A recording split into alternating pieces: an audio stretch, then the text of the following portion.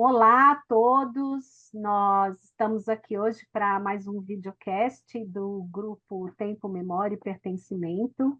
Hoje nós estamos aqui com a professora Pina Márcico, que é da Federal da Bahia, professora visitante. Depois eu vou pedir para ela se apresentar um pouquinho, porque ela está na Federal da Bahia, mas está também em outras universidades. Estamos também com a professora Regina Helena de Freitas Campos, da UFMG, presidente do CDPHA, que é o Centro de Documentação e Pesquisa Helena Antipoff, que vai debater aqui com a gente, dialogar, né, sobre esse trabalho que a professora Pina Márcico vai nos apresentar hoje. O Grupo Tempo, Memória e Pertencimento tem um trabalho com a questão do patrimônio, né? E hoje a Pina vai trazer para a gente um patrimônio em psicologia, né? Porque patrimônios não são só, né, prédios e todas essas coisas, mas a gente tem também o patrimônio da ciência, né? Então, hoje ela vai falar um pouco para a gente, vai trazer um pouco para a gente esse patrimônio ligado ao trabalho do professor Jerome Brunner, né? E a Pina tem cuidado desse material, né? Herdou o cuidado com esse patrimônio, então ela vai nos falar um pouco disso. Esse evento, então, né? Esse videocast, ele tem o título de Nas Entrelinhas da Produção de Jerome Brunner. Então, vou passar a palavra aqui para a professora Pina Márcico. A gente pede para a pessoa se apresentar um pouco, né? Falar um pouquinho de quais são os trabalhos que ela está fazendo agora, um pouco da trajetória, né? Daquilo que você escolhe para se apresentar. Então, Pina, eu vou passar a palavra para você. E obrigada, né, pela sua disponibilidade de estar aqui, também a professora Regina Helena pela disponibilidade de estar aqui conosco. Muito obrigada, viu, pelo convite, pela organização. É uma alegria, uma enorme alegria, uma honra mesmo. É uma responsabilidade também apresentar um pouco do trabalho que eu estou fazendo para manter vivo o legado de Jerome Brunner.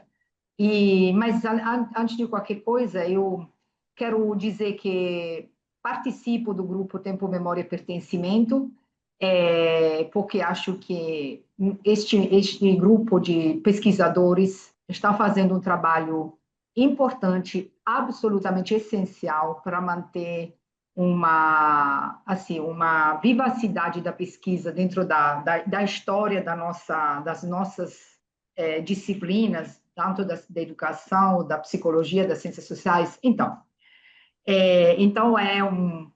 Participo já há alguns anos, dentro de várias outras coisas. Eu, como a Raquel estava dizendo, sou professora da Universidade de Salerno, na Itália, sou professora de Psicologia do Desenvolvimento Humano e da Educação. E tenho colaborado, já faz tempo, com vários colegas aqui na Bahia, na Universidade Federal, no programa de pós-graduação de psicologia. E estou aqui, neste momento me encontro na Bahia, como você está vendo, com todos os ornamentos baianos que eu adoro. Sou professora visitante aqui, e no programa, e junto com a colega do programa, nós estamos assim desenvolvendo várias iniciativas científicas com os alunos de pós-graduação, dentro da área da psicologia cultural do desenvolvimento humano. Temos o grande prazer também de ter aqui o Jan Balsiner, que é o nosso referente internacional, e estamos trabalhando bem com tantas iniciativas. Mas também, porque participo de várias outras redes internacionais, eu estou liderando uma série de network internacionais, de rede de pesquisadores. E umas dessas tem que ver justamente com a produção daquele que é chamado Global South. Eu estou muito, assim, me preocupei bastante alguns tempos atrás, até chegar a inaugurar uma coleção de livro com a pesquisa produzida em lugares como América Latina, de forma geral, mas de forma mais ampla, o sul do mundo, que é muito pouco visível em outros lugares, por conta de assim, algumas dificuldades de acessar os canais de publicação internacionais para a maioria dos pesquisadores, não para todos, óbvio.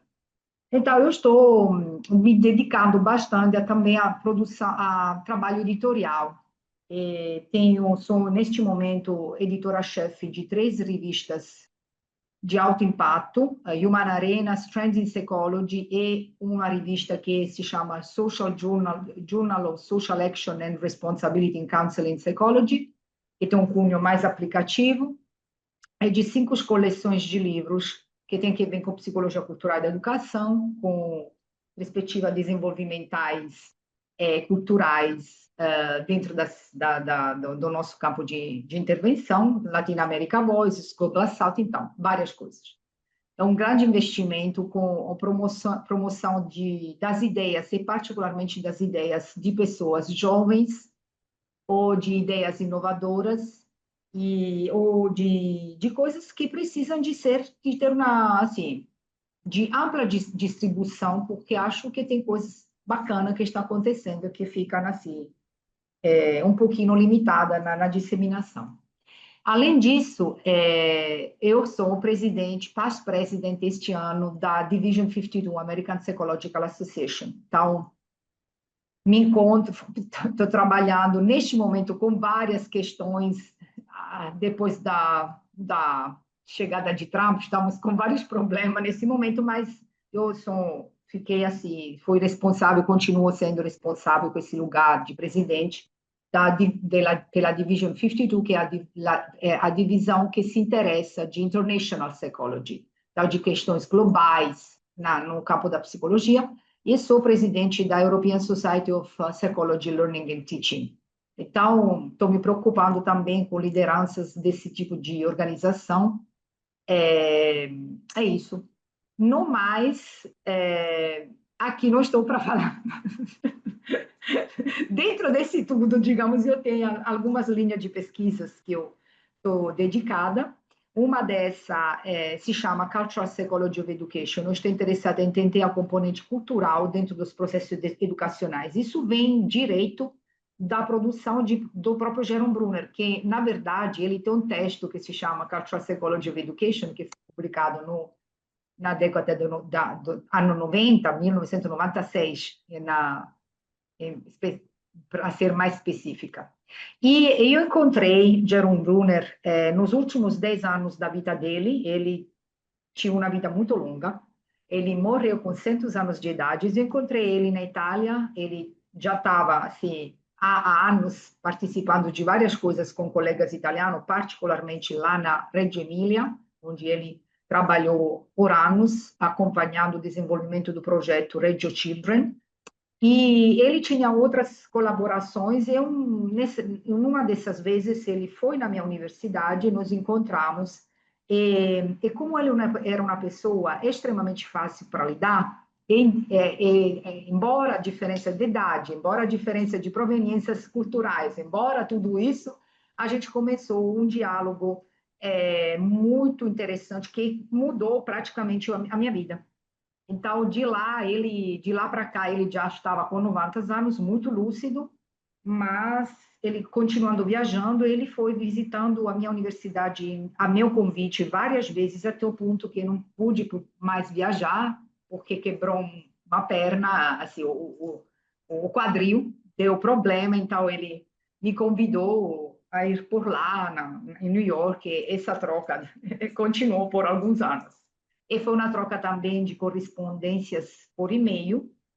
E quando nós chegamos perto do aniversário dele de 100 anos, eu organizei um livro, Jerome Bruner Beyond 100, onde vários colegas e alunos deles contribuíram com capítulos sobre o trabalho de Bruner, sobre o que ainda está para ser, necessitaria de ser desenvolvida. Então, uma produção riquíssima dele, que teria várias assim, frentes para ser desenvolvidas ainda mais, levando mais coisas, porque chegou até ao final da vida sempre muito ativo. E eu investi um ano inteiro, o ano 2023 até março de 2024, trabalhando nos arquivos lá em Harvard University. Ele foi professor da Universidade de Harvard, na cidade de Boston, Cambridge.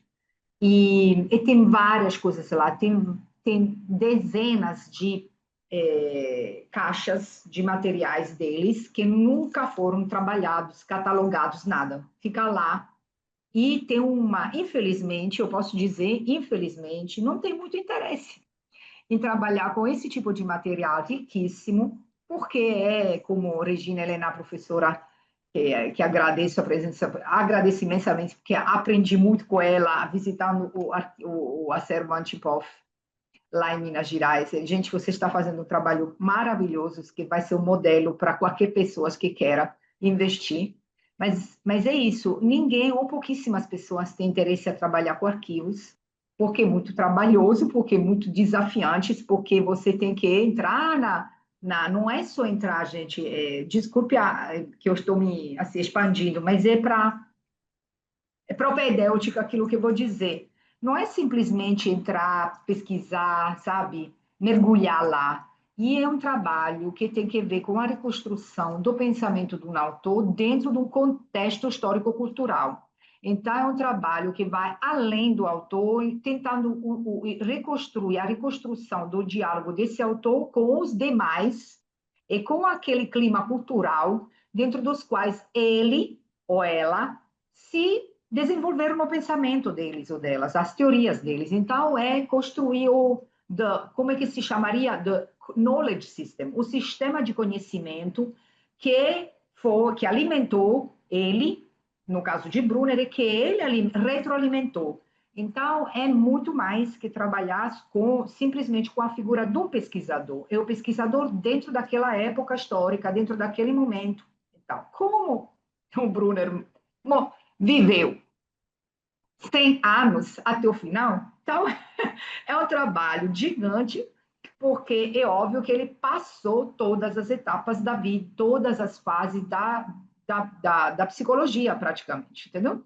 Ele começou, ele contaminou, em alguma medida, transformou várias teorias, eu vou falar disso, e entrou em contato com os maiores pesquisadores da área do desenvolvimento humano, do próprio Piaget, por exemplo, e não chegou a encontrar de pessoa Vygotsky, mas trabalhou diretamente com o aluno dele, que é Luria.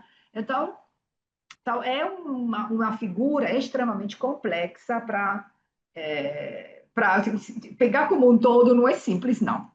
Então, eu acho que vou parar por aqui, porque poderia falar uma vida, só que eu posso dizer que foi uma quando a gente faz aquele encontro que praticamente vira a vida, é um ponto de virada da sua vida. Então, ele, e junto com Jan Barsi, que continua vivo, é ativíssimo, mas essas duas pessoas foram os pontos de referência para mim, super importante, que me deixaram também pensar que o lugar de um intelectual, ou um intelectual verdadeiro, um intelectual que tem um olhar interdisciplinar. Então, essas pessoas que, sabe, conhecem muitas coisas, que se interessam de muitas coisas, que não fica só um único tema a vida toda, são modelos muito importantes e acho que seria interessante nessa época contemporânea, que limita bastante, que diz você, para se tornar professor, para se tornar pesquisador, tem que estudar isso, aquele pedacinho aqui a vida toda.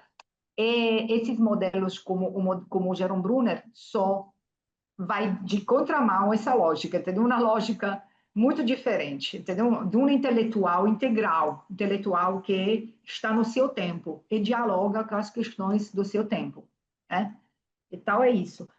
Raquel, se você, Regina Helena, se você me permite, eu vou compartilhar alguns slides para me ajudar também a ser mais ordenada na fala.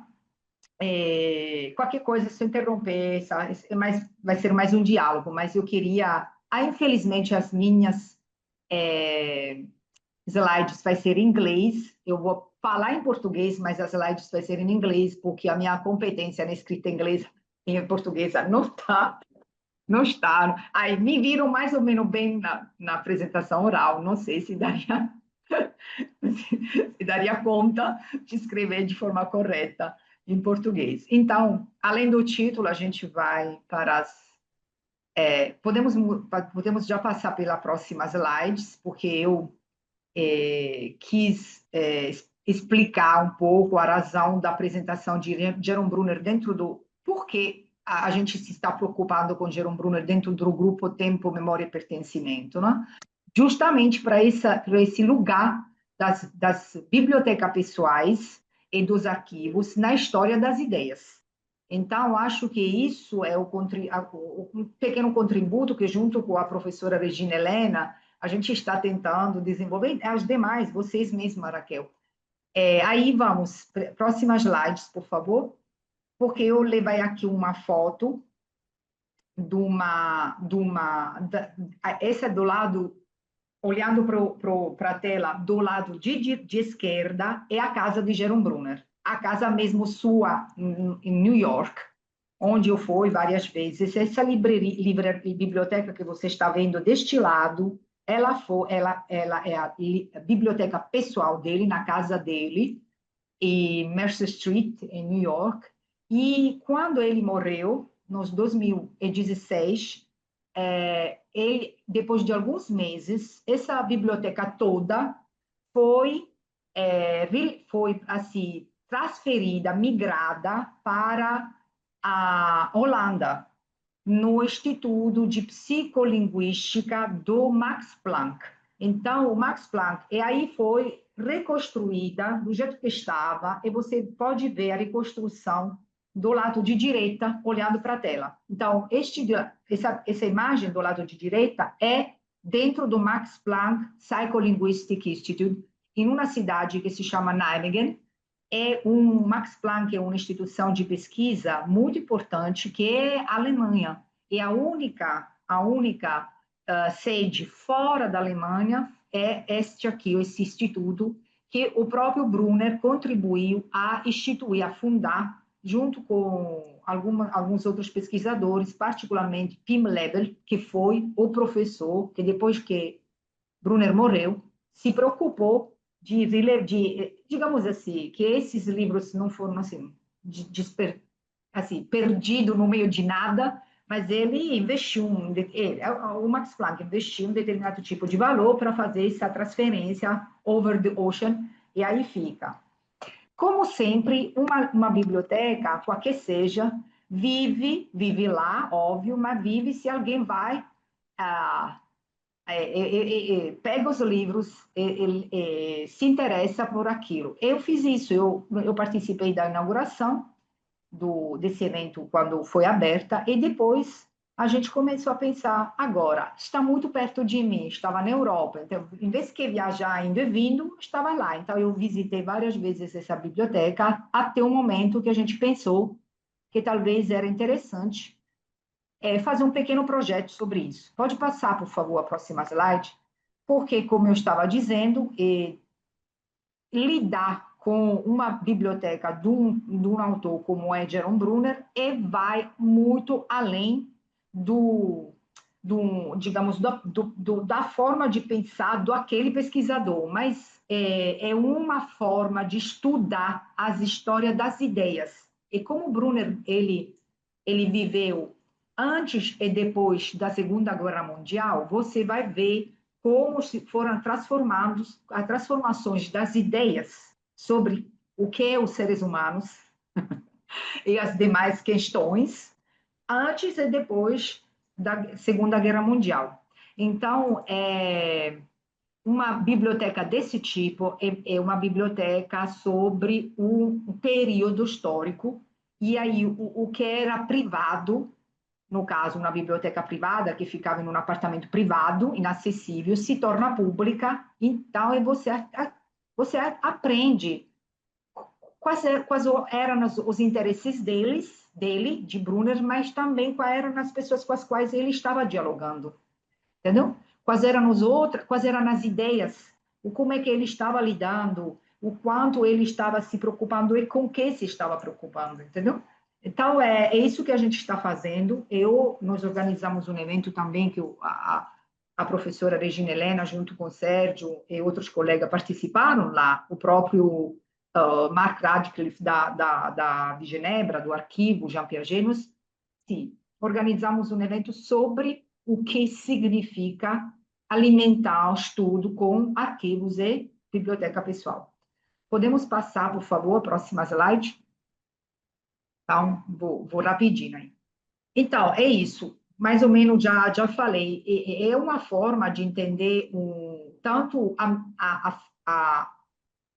o Jerome Bruner pesquisador, a sua mente, a complexidade da mente desse pesquisador. Como a Helena Antipoff, também Jerome Bruner, não são pesquisadores simples. Eles são pesquisadores sofisticados. Então, que tem, sabe, que ele faz síntese de várias coisas. Eles são muitos, assim, criam uma versão própria e inovadora de elementos que estavam circulando lá dentro do período histórico dele. Então, é isso que é bacana de estudar, né? E no caso específico de Brunner ele representa um exemplo excepcional de visão interdisciplinar. Ele transitava muito bem dentro da filosofia, dentro da linguística, dentro das artes. Ele adorava usar literatura para estudar psicologia, entendeu? Ele era uma pessoa que transitava muito bem, que ele não se a sua formação mesmo era uma formação naquela época mais que agora, interdisciplinar. Ele sabia de direito, entendeu? E tal. Já falava vários idiomas. E aí, isso vai criar uma beleza da produção de um autor como este aqui, que hoje é muito difícil, sinceramente, de encontrar. Né? Que a gente fica mais, assim, um pouquinho mais, assim, especialista de uma coisa, não dialoga muito bem. Ele era apaixonadíssimo de antropologia. Os melhores amigos deles eram antropólogos. Entendeu? Ele até foi fazendo parte de pequena expedição. Ele se apaixonou por Margaret Mead. Já imagine aí. Tem vários gossips, sabe? A gente acaba sabendo que Margaret Mead ela mais grande dele, e ele era fascinado por essa mulher, entendeu? Mas tudo bem, são coisas que você sabe por conta de assim, ele falando, você acaba sabendo. Mas, além disso, ele era leitor, ele tinha um conhecimento aprofundado também das teorias antropológicas. Isso.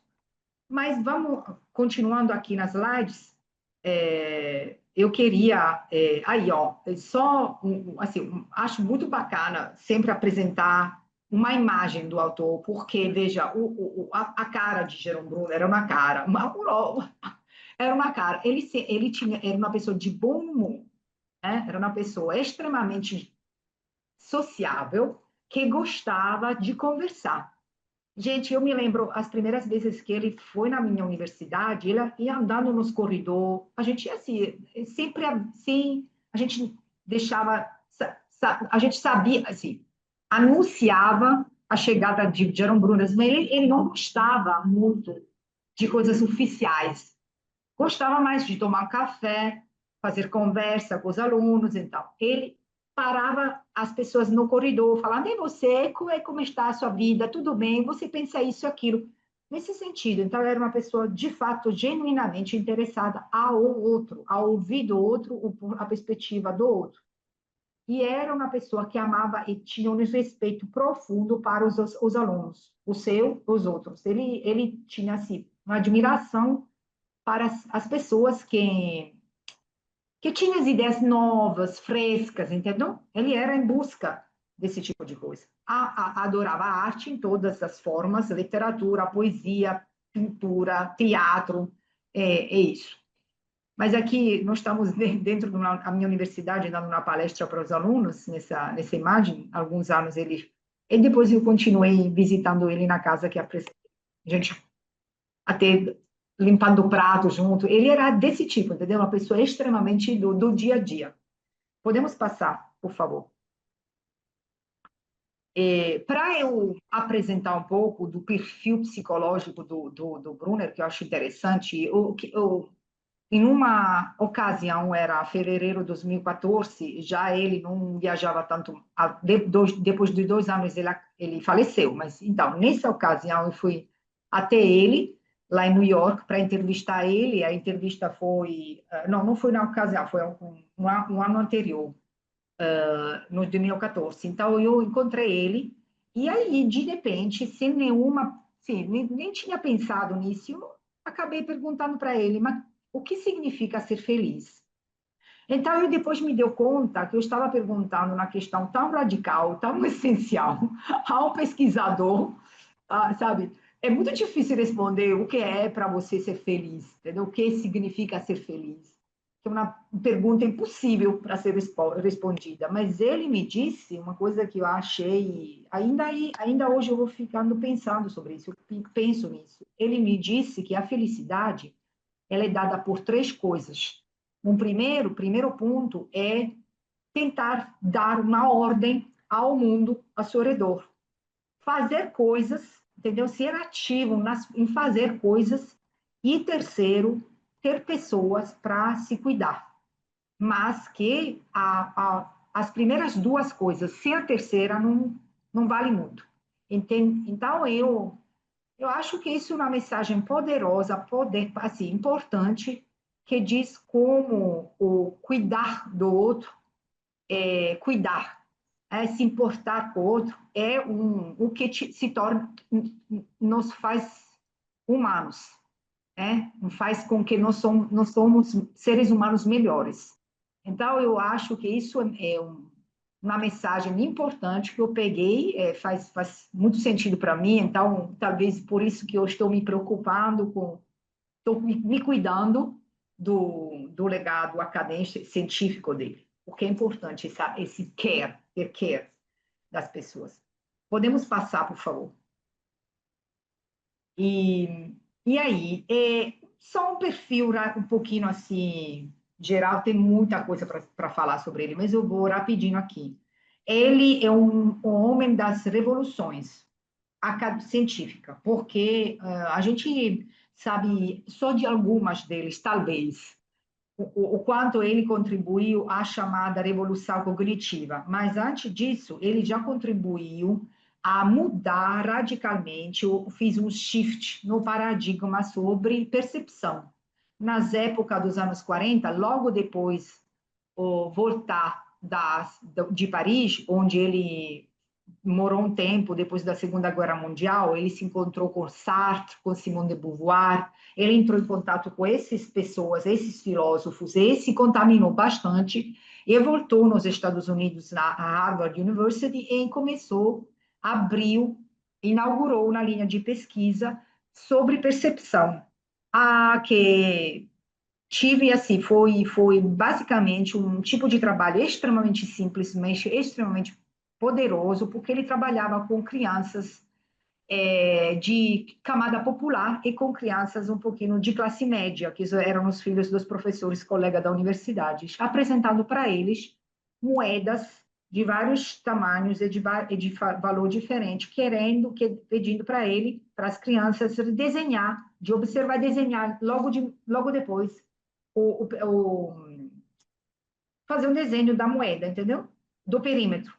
E aí ele observou que os alunos, que as pessoas, os participantes, desculpa, de camada popular, mas que não tinha condições financeiras adequadas, tinha mal mais pobre, ele de forma regular, repetida, várias vezes, eu já encontrei caixas e caixas e caixas e caixas de protocolos feitos à mão, centenas. E aí você observa que os alunos, os participantes desenham de tamanho maior aquilo, entendeu? Enquanto os participantes de classe média não faz esse erro. Então, isso deu para ele hipotizar a componente subjetiva na percepção. que era algo radicalmente diferente daquilo que estava sendo conversado, discutido no campo da psicologia da percepção, até que ele foi duramente criticado por isso, que até uma copertina no Times, esse homem que está acabando com a nossa visão, a nossa ideia de percepção, como se nós não estamos percebendo o correto, entendeu? Ele simplesmente quis dizer que a nossa percepção é influenciada dos elementos subjetivos, que até a percepção ele depende de uma construção da mente. Você sabe que o Brunner ele é chamado de socioconstrutivista. Então, a construção, já com essa pesquisa, ele fala assim, ó, você constrói a realidade no ato mesmo da percepção, que era algo, gente, era algo tipo inacreditável para aquela época, entendeu? Mais objetivista, mais assim, né? Mas depois chegamos na década do ano 60 e ele, que estava muito decepcionado, até diria, com o paradigma comportamentista do behaviorismo, que era muito poderoso, muito potente. Só lembrando aqui que o colega de departamento era Skinner. Ele estava lá, lado a lado. Entendeu? Então, ele conhecia de perto a proposta do behaviorismo. Era colega de departamento. Imagine, no mesmo departamento, você ter Brunner e Skinner. Ave Maria! Uma coisa. Ele conhecia de perto a proposta, ele até, o filho me falou um dia, o filho de Brunner, que o filho de Brunner é o literal executor, é a pessoa que tem assim, ele está, o legado legal, como a autorização legal das coisas de Brunner, então eu tenho que me referir ao filho, porque é ele que deixa a autorização, sobretudo, é uma pessoa que não faz psicologia, graças a Deus, ele faz todas as outras coisas que acho que seria difícil. Mas aí ele falava que o próprio Brunner trabalhou um período, tentou trabalhar com os ratos, como o próprio Skinner fazia, não estava convencido da proposta, entendeu? Numa mente que você não pode indagar, numa mente que não é que não dá que não é aquilo que era interessante para os comportamentistas. Então ele ficou ele não estava assim tentando debater isso, chegou a abrir junto com o Miller, um George Miller, um amigo e colega querido dele que trabalhava com memória. Então ele abriu um laboratório que se tornou um laboratório super importante na época lá em Harvard, Cognitive Process Lab. E aí lá começou a chamada revolução cognitiva. Ele nem sabia que estava fazendo uma revolução. Quando ele falava sobre isso, disse, alguém está me dizendo que nós fizemos alguma coisa que depois foi chamada de revolução. Porque a gente estava simplesmente fazendo nossas pesquisas. Então, e ali, gente, aquele laboratório se tornou um lugar muito ativo, muitos pesquisadores chegando. Ele estava sempre toda hora, gente, impressionante, Regina. Você sabe, você acha que vai entender perfeitamente, era que eu também. Ele estava toda hora aplicando, respondendo edital para ganhar dinheiro para manter ativo o laboratório, entendeu? Rockefeller Center, Spender Foundation, é isso e aquilo. Como a gente faz para manter ativas as coisas? Já lá, era um trabalho a mais para alimentar o laboratório. E tem lá todos os reportes, todos os relatórios financeiros de conteúdo. Era uma coisa, trabalhão. Mas lá chegaram tantas pessoas, inclusive Oppenheimer, entendeu? Coisa da física, dialogando com ele. Então, eram linguistas, eram físicos, eram biólogos, eram psicólogos mesmo, filósofos, chegando lá com essa ideia de trocarmos ideias. Gente, vamos trocando ideias, porque aqui essa coisa chamada mente, precisamos entender o que é isso. E aí eles fizeram vários trabalhos. Brunner se ocupou e se preocupou com categorização, e o seu amigo colega Miller, mas com memória, entendeu? Ele chegou àquele chamado The Magic Number 7, o mágico número 7, para identificar o quanto a nossa memória de trabalho pode conter em termos de informações. E aí vai. Ele depois, ele continuou a trabalhar, ele se envolveu na mesma época também com a educação, e de forma, lá nos Estados Unidos, de forma direta, porque nós estamos pensamos aí que a gente está no meio da Guerra Fria, entendeu? Então, era aquela luta, Estados Unidos, União Soviética, que faz o quê? Entendeu? Sputnik, tudo mais. E aí ele se envolveu bastante, foi chamado, na verdade, a se interessar dos currículos escolar, de como fazer uma reforma do currículo para os alunos de vários graus, vários níveis, que seja que for competitivo, voltado à ciência, sabe, que providenciasse os básicos e também como a gente lida criativamente com a inovação. Então, é lá que surgem várias teorias sobre o aprendimento, o que é o aprender, o que é ensinar, como é que a gente faz isso, entendeu? De lá para cá, ele, quando até o final dos anos, das épocas, no fim de vida dele, continuando discutindo de educação, sempre. Nunca ele deixou de se preocupar com isso. Mas, só para si, resumidamente, a terceira e última grande revolução, chamada assim, é a revolução cognitiva desculpe, cultural, a revolução cultural, quando ele insiste sobre o papel e enfatiza o papel da cultura na formação da mente. Nesse diálogo mente e cultura, ele fala: nós somos imersos dentro da cultura toda hora, só que a gente se dá conta de quanto a cultura ela guia, ela fornece instrumento para pensar só quando você fica fora da sua cultura. Somos peixes dentro do oceano, sabe? E você não se dá conta do oceano. Se dá conta do oceano e de quanto ele é grande e importante só quando você, por uma razão ou outra, fica fora, está na areia, entendeu? Então ele começou a produzir de uma forma um pouquinho mais específica sobre narrativa, sobre pensamento narrativo, que complementar o pensamento paradigmático, e lá para aí vai. Só que ele, digamos assim, ele levou à frente várias linhas, entendeu? Várias linhas, na vida toda, entendeu? Ele não trabalhava só com uma coisa e ponto. Ele trabalhou com várias vertentes. E cada 10 anos ele mudava de assunto. Né? Nessa biblioteca lá, você vê claramente as mudanças de assunto. Se você pegar um recorte temporal de 10 anos, cada 10 anos ele mudava de assunto e ia para outro. Não deixava. Mudava, continuando aquele, um pouquinho mais como plano de fundo, o anterior, e aí vai. Então, ele se interessou de linguística, de linguagem, ele criticou Chomsky, que produziu uma outra teoria, se interessou de percepção, se interessou de categorização, se interessou de tudo, praticamente de tudo. Podemos passar à próxima slide. Então, e aí, sabe o que? Ele conheceu pessoalmente Piaget. Ele foi até Genebra, morou 2 anos, trabalhou com Piaget e com os alunos de Piaget. E parece que o santo não bateu, como se diz aqui na Bahia, entendeu? Brunner era um cara extremamente jovial, sabe? Assim, aquela época era muito jovem, chega lá, e o professor Piaget, ele era já um senhor muito assim, svícero, cientista, sério. Então, do ponto de vista da personalidade, eram duas personalidades totalmente diferentes.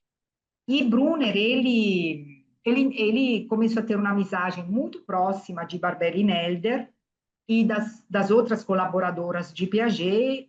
Barberi Nelder foi até visitar Brunner a convite de Brunner nos Estados Unidos. Então, depois desses 2 anos, ele continuou dialogando com o grupo de Piaget, com os alunos de Piaget, por vários anos. Então, ele, por alguma razão, se contaminou, digamos, da perspectiva piagetiana e até elaborou um modelo que é muito próximo ao modelo piagetiano, baseado em 3 etapas, sabe? Ele chama de representação do mundo que uma criança tem, que passa para um nível de atividade, um nível icônico, um nível simbólico. Então, na mesma pegada de Piaget, que vai do senso motório até o hipotético dedutivo, então, ao pensamento formal. Então, próprio Brunner fez digamos assim, um esforço de elaboração, elaborou um modelo que se parece muito com aquilo de Piaget. E ele mesmo, Brunner mesmo diz que esse é uma homenagem a Piaget. Então, mas que ele, embora a grande devoção e admiração para Piaget, ele se sentia mais vygotsiano. Na alma dele, ele se sentia mais próximo das posições teóricas de Vygotsky. E, de fato, ele, o Brunner, foi lá, foi enviado e convidado, digamos assim, ele visitou digamos, o grupo de colaboradores de Vygotsky começou a construir uma amizade de muitos anos, é muito interessante com Lúria. Tem assim, papelada, uma pasta desse tamanho, gente, desse tamanho, de letras de correspondência de Lúria e de Alexander Lúria e Brunner. E Brunner foi lá, e Lúria foi a convite de Brunner em New York, e a troca até de coisa tipo, por favor, me leve esse medicinal, esse remédio que aqui não está. Gente, entendeu? Quando Brunner viajava para a União Soviética, o Lúria pedia para ele trazer alguns fármacos, que lá ele não estava. A esse nível, entendeu? A esse nível de intimidade. Conhecendo a família, ter uma troca de amizade eram muito próximos. As mulheres deles, entendeu? Quando a mulher do Luria ficou doente, até acabar, Brunner estava muito próximo dele, entendeu? Foi de grande suporte. Então, entre essas duas, Brunner sempre passa por ser a terceira via, o ponto de mediação entre Piaget e Vygotsky, entendeu? Todo mundo apresenta o Brunner assim, por ter ele transitado tanto dentro de um quanto do outro. Mas, digamos que, embora ele mesmo, ele se posiciona, ele diz, eu fico mais assim, próximo, intelectualmente próximo do trabalho de Vygotsky, que até ele foi uma das pessoas que trouxeram para o Ocidente o trabalho de Vygotsky, que não estava sendo, que era interdito, digamos assim, entendeu? Então, tem todo um grande debate, gente, muito duro sobre a tradução, a primeira tradução de pensamento e linguagem, que foi feita lá nos Estados Unidos. E lá o Brunner fez o prefácio. E aí, vários autores depois, eu não vou entrar todos os detalhes, mas acharam, e tem razão, que a tradução não foi muito bem feita, que tem vários erros de interpretação do pensamento de Vygotsky, a própria ideia de sujeito traduzido subject in English não era a ideia que Vygotsky tinha, porque a ideia de Vygotsky era mais no sentido de pessoa, que mais de sujeito. No contexto americano se tornou essa visão meio assim, individualista, que não batia muito bem com essa visão, sabe, mais, digamos assim, sociocultural do Vygotsky. Então, existe ainda uma vivacidade desse debate. Ano passado, nessa época, era maio, logo abril, e depois eu fui lá corrigir, Helena, a convite lá no evento Antipof. No mês anterior, eu participei de um evento sobre Vygotsky, e ainda tem muita assim, luta sobre qual é a versão mais correta e tal. Mas Brunner foi aquele que operou essa, assim, digamos assim, fiz esse cruzamento de fronteira. Ele levou para o mundo ocidental, os Estados Unidos, e depois chegou na Europa, depois. Mas aqui esse esquema aqui nessas lives apresenta um pouquinho as diferenças, as comparações, mas não entramos no detalhe aqui, só para dizer que, podemos passar, só para dizer que ele conhecia muito de perto as duas teorias, de perto no sentido que ficou por dentro. E aí vamos mais dentro das questões do campo educacional, da contribuição que ele faz. Aí a grande questão sobre o que é aprender, no caso de Brunner, como desses grandes autores ainda, hoje em dia nós não temos mais teorização em educação desse tamanho. Acho que a Antiprof, ela teve a mesma visão abrangente e ampla, entendeu? Hoje em dia, se você olhar, por isso que eu insisto sobre esses autores, porque ele ofereceu uma teoria sobre tanto o processos psicológicos quanto os processos educacionais como uma reflexão sobre o que significa, qual é a visão de seres humanos, entendeu? As teorias deles não são só teorias de, digamos, de ensino-aprendizagem, são teorias que remetem a uma visão de que é os seres humanos, que acho que é uma coisa um pouquinho mais assim, aquele horizonte que hoje não temos mais. A nossa teorização contemporânea é uma teorização pequena, parcial, limitada, que olha para um processo, não olha para um todo. Eu acho isso uma grande perda, a gente tem que retomar os exemplos, essas teorias, o que elas oferecem, um horizonte de significação mais amplos. Então, qual é o tipo de seres humanos que Brunner tinha na cabeça dele? Entendeu? Ele trabalhava com qual é a visão dele? Então, ele trabalhava com uma ideia que depois vai ser um pouquinho mais clara com as próximas slides, dos seres humanos que participam da cultura entre as quais ele nasce desde o primeiro instante. Então, a gente não pode entender os seres humanos sem entender a cultura dentro das quais ele ou ela, esses seres humanos está se desenvolvendo. Então, não acaba, a gente não acaba não entendendo nada, estudando os seres humanos fora do contexto cultural dentro dos quais ele está se desenvolvendo. Então, é impossível uma psicologia que olhe para os seres humanos por si só. Entendeu? Isso já é um manifesto, gente. Manifesto na psicologia que tem determinada direcionalidade. Então, os seres humanos fora do seu contexto nem pode ser estudado. Entendeu? Então, é através da cultura que você estuda a pessoa. Entendeu? Nessa interface entre pessoa e cultura, cultura-pessoa. Mind and culture. Aí, ó, só para te dizer, desculpe agora, estou me lembrando que na minha última visita lá nos arquivos, eu cheguei a encontrar, sabe, você toma um susto, um livro inacabado dele, que ele estava tentando, assim, finalizar. A última ideia dele era tratar, mais uma vez, de uma forma explícita, desse dilema mente e cultura, os dilemas dessa mente e cultura.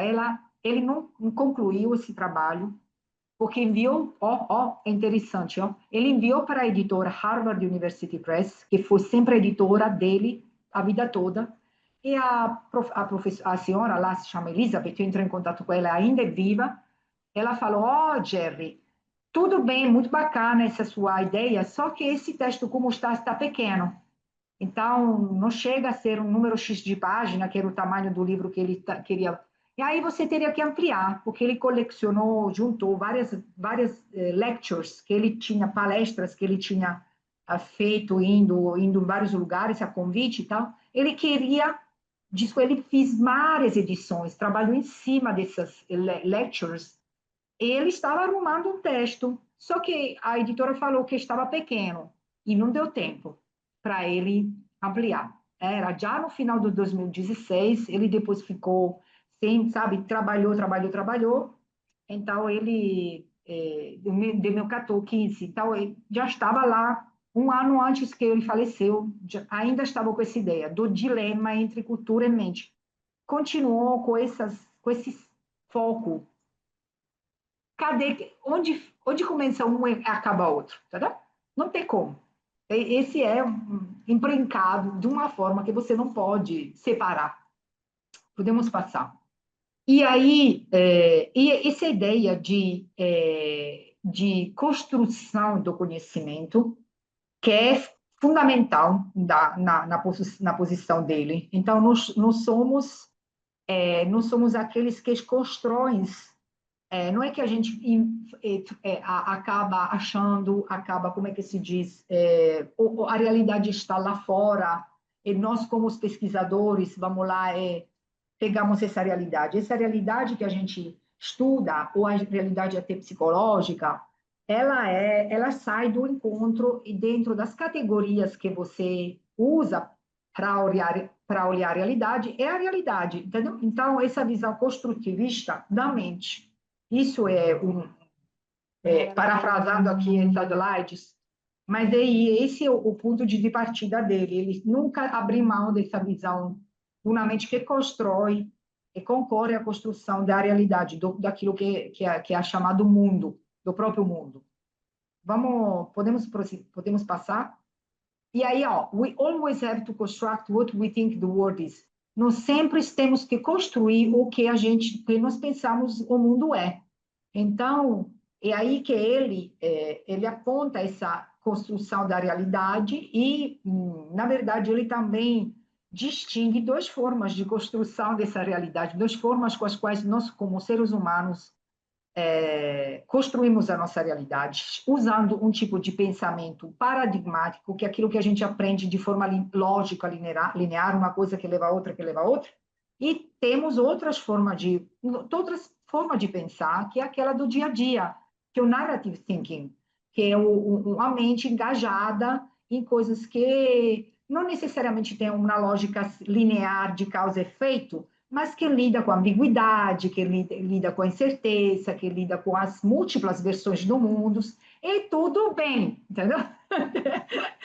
No enquanto a lógica linear, ela não lida com contradições, isso ou é branco ou é preto, entendeu?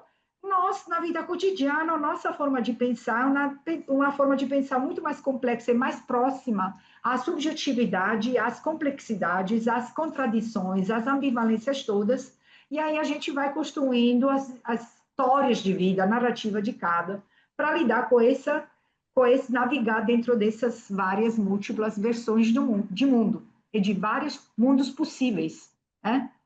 Então, é muito bacana a proposta dele, de uma mente que contém, que tem como, que sabe lidar com essas múltiplas versões. E isso abre a possibilidade de você imaginar as coisas que ainda não existem. Essa visão criativa da mente, imaginação, de construção de mundos possíveis que vai além do given information. Ele tem um texto que se chama Beyond the Given Information, além do dado, mas que imagina o outro. Isso é o cerne da visão também que está na base da mente dos seres humanos, do ponto de vista psicológico, quanto da proposta educacional dele. Então, aprender a pensar, não aprender para aprender, entendeu? Aprender a pensar, inovar, imaginar, aí além, esse além, sempre presente na cultivating possibilities, cultivação de novas possibilidades, sempre foi o que ele apostou. Podemos passar aí rapidinho aí. Então, o que é aprendizado? Aprender. O que é aprendizado? É uma organização de relações entre os conhecimentos. É a rede de... mais uma vez, não, acho que ele próprio fazia assim, construir relações entre conceitos, entendeu? E aí isso vai do concreto ao abstrato. E nesse sentido, ele tem você pode reconhecer claramente a posição de Piaget. Também Brunner, ele fala que você vai do concreto ao abstrato, você começa com o concreto, começa despertando curiosidade a partir do concreto. E de lá que vai. E aí o processo de descoberta, que está na base do aprendizado, parte do concreto. E a capacidade de despertar curiosidade a partir de coisas concretas. Quantas moedas você vai cair dentro desse copo de água, até a água não sair do copo? E de lá você vai fazer, não sei o quê, física, matemática, entendeu? Aí vai. Era isso que ele apostava, sobre usar uma componente do humano, que é propriamente humana, que é a curiosidade e a capacidade de explorar o mundo. Isso é que é característica nossa, como ser viventes, entendeu? E lá, por lá adiante, é isso que vai, é de lá que a gente sai. Podemos passar rapidinho, porque tem outras, então, sim, algumas outras coisas. Então aprender era isso o exemplo que estava a ensinar e de fato tem que ver com fazer com que os alunos aprendam a aprender, entendeu? Não é isso já sabemos de outros autores. E acho que Helena Tipov nesse sentido também se encaixava muito bem ali, seria se quiser que a gente não pode com a inteligência artificial, Regina Helena, imaginar dois figuras virtuais de Brunner e de Antipov dialogando entre eles, que acho que seria muito convergentes as falas deles sobre o aprender a aprender, entendeu? Learning to learn. Então, em vez que acumular as informações e saber usar as estratégias para aprender novas coisas. Podemos passar. Aí, um professor capaz e competente é um professor que, de fato, ele sabe apresentar, estruturar o material que tem que ser estudado de uma forma que é fácil para os alunos ser agarrados. Só ele que tem que se apropriar. E o professor tem que apresentar este material de uma forma que seja acessível para os alunos se internalizar, digamos, se apropriar, entendeu? O esforço é do aluno, o professor faz um trabalho silencioso, de organização daquele material, é trabalhoso mesmo, porque você, para individuar o que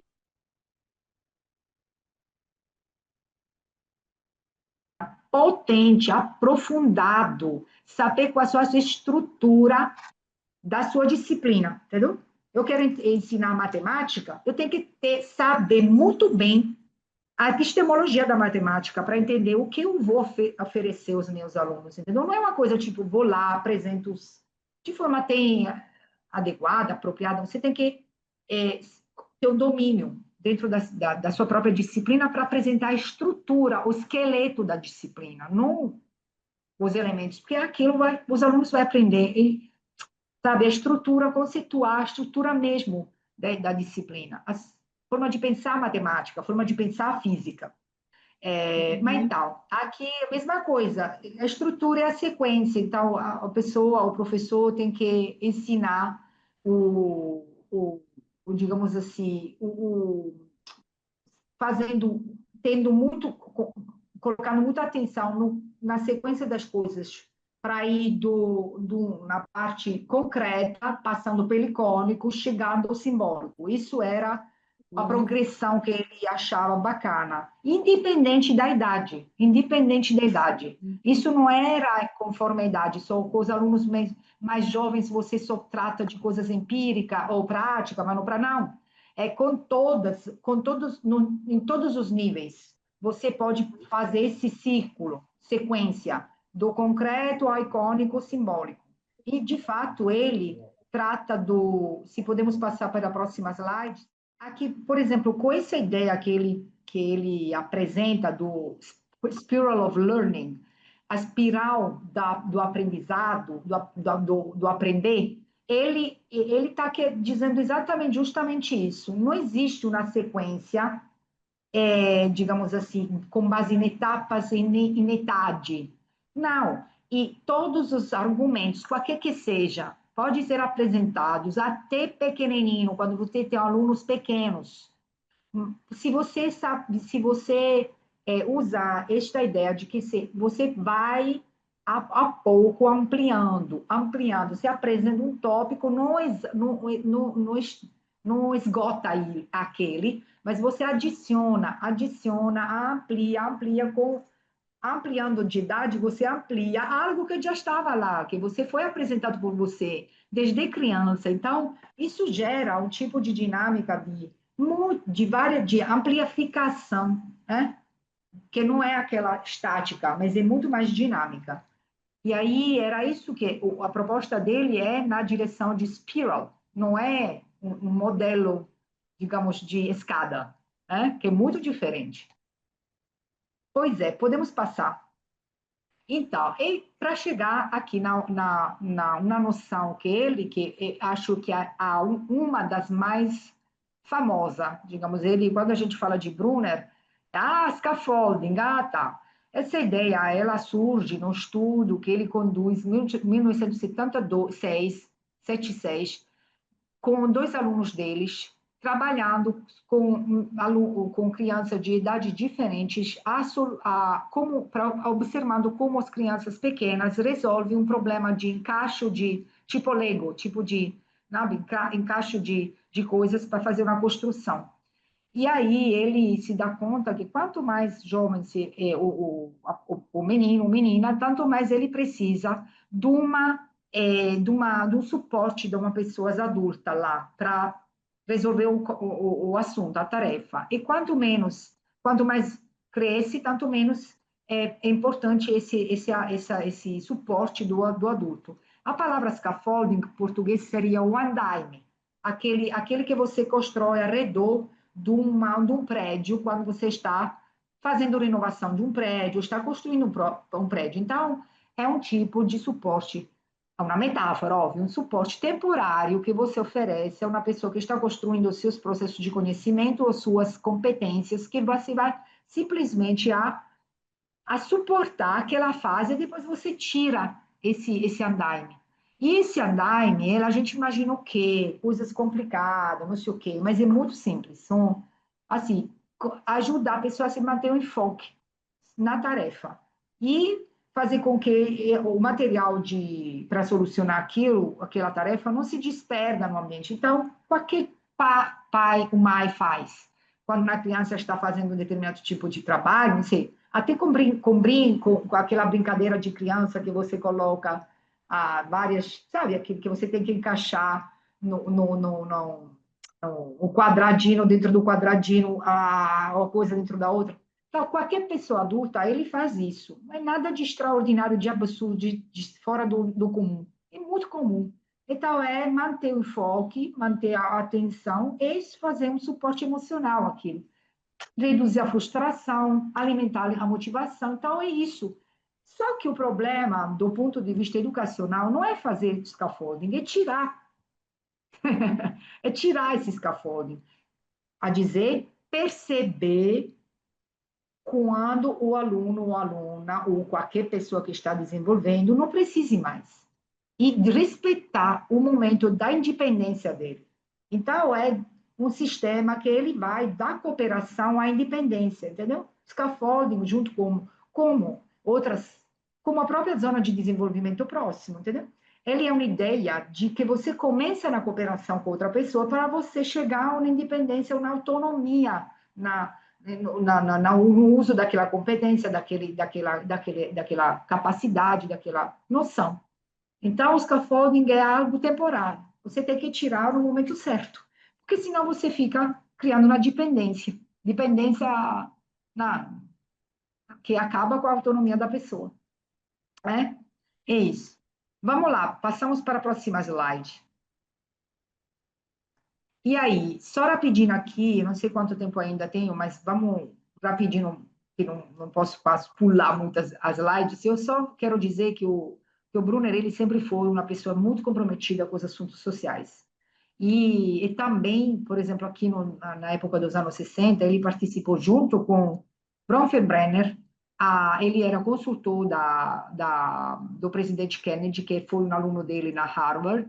Ele implementou a chamada Head Start Program, que ainda existe, que é uma lei de suporte às pessoas que se encontram em condições de vulnerabilidade social.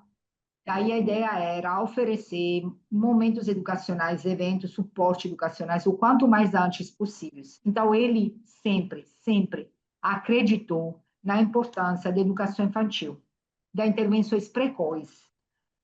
Tanto que, quando ele se mudou, porque ele trabalhou também na Inglaterra, entre 1972 e 79, ele foi lá em Oxford, ele lá abriu a educação infantil. Kindergarten não existia na Inglaterra, entendeu? Educação infantil não existia. Então, ele apostou, ele insistiu para ter uma educação voltada para os alunos jovens, porque quanto mais cedo você começa, tanto mais você vai ampliando, ter um leque de competência maior.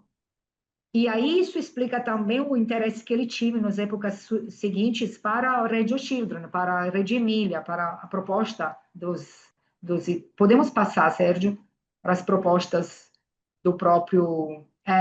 da escola da escola de infância, a escola, o ensino e a educação infantil na Itália, que surgiu rapidamente aqui, porque não temos muito tempo, surgiu por exigências de uma determinada comunidade. Veja, as coisas começam do baixo para da realidade, né?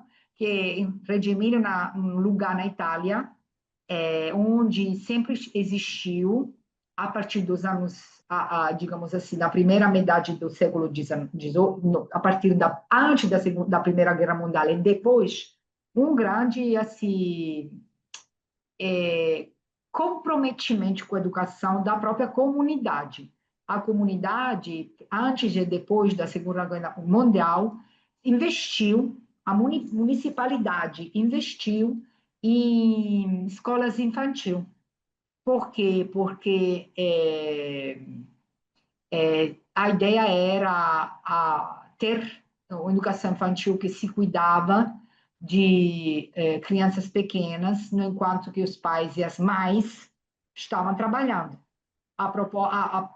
Assim, é uma região que sempre foi de esquerda, então tinha uma proposta coletivista, digamos assim. E aí era a comunidade, eram as mães, os pais que se organizaram para abrir escolas que era necessário, que eles perceberam a necessidade de ter um cuidado com as crianças enquanto que os pais estavam envolvidos na produção, no trabalho. As mulheres também. Então, foi a partir dessa exigência de mães trabalhadoras, podemos passar, que as primeiras escolas começaram a surgir, entendeu? Foram as mais trabalhadoras, que dizem, aqui a gente tem que se preocupar com isso, entendeu?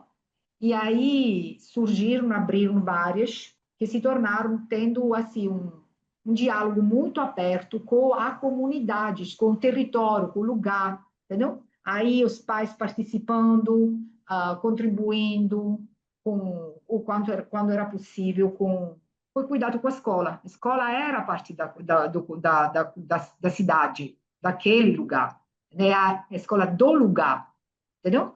Depois, se abriram muito mais escolas, chegaram a ter mais que 20, de poucas já chegaram em 20 escolas municipais, então, que tem um programa diferente daquelas públicas, que já chegaram mais tarde. Então, lá, começaram a se preocupar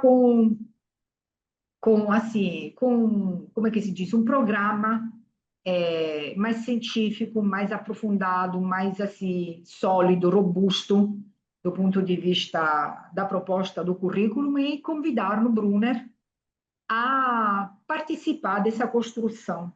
Lá existia uma pessoa de referências que se chamava Loris Malaguzzi, que era um pedagogista, um pedagogo, que tinha uma visão muito bacana sobre educação infantil, que entrou em contato com Brunner, convidou ele a abrir nesse diálogo que começou em 1995 e acabou praticamente o ano da morte de Brunner. Nunca acabou esse diálogo com Reggio Emilia. Ele foi até ele recebeu a honorificência, ele se tornou cidadão da cidade, honorary citizenship, não saberia dizer em português.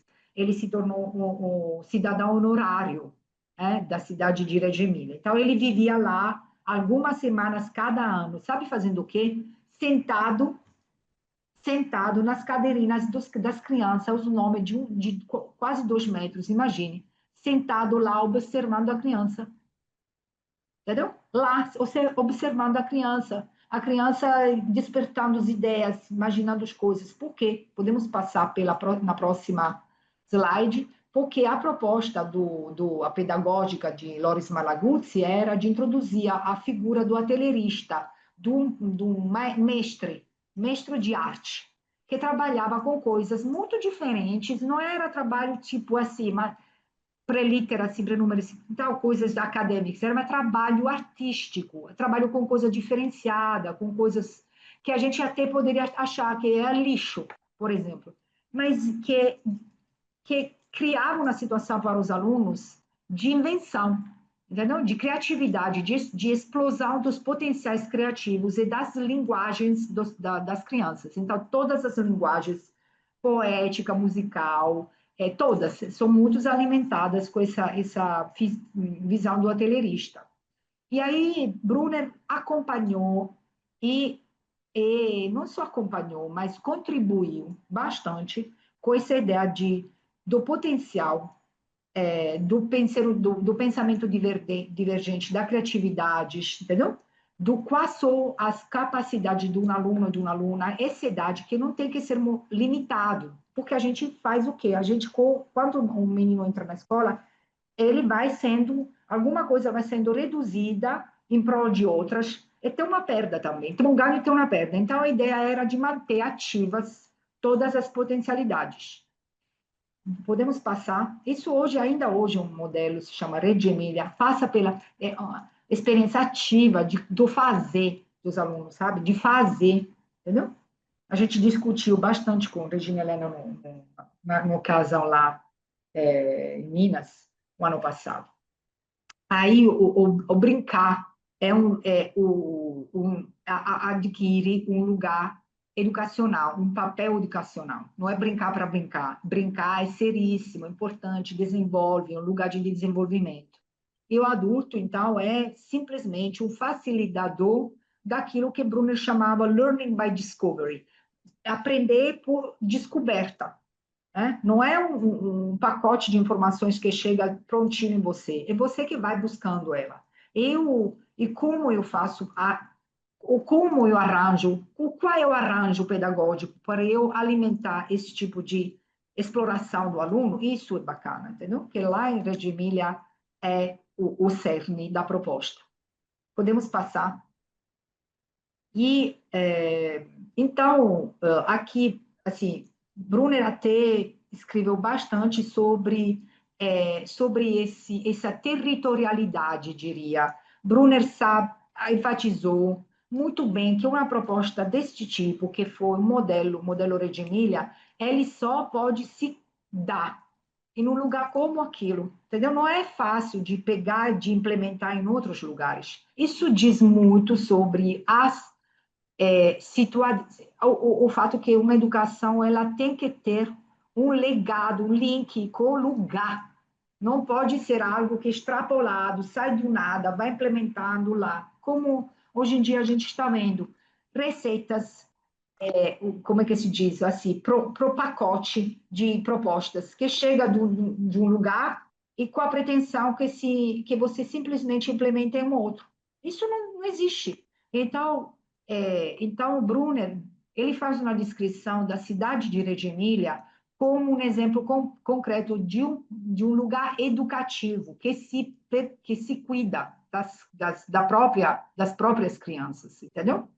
Que tem um cuidado, que tem um comprometimento. Quando o lugar se compromete, se interessa da educação, ele tem que ser um lugar pequeno, onde tem uma participação ativa das pessoas.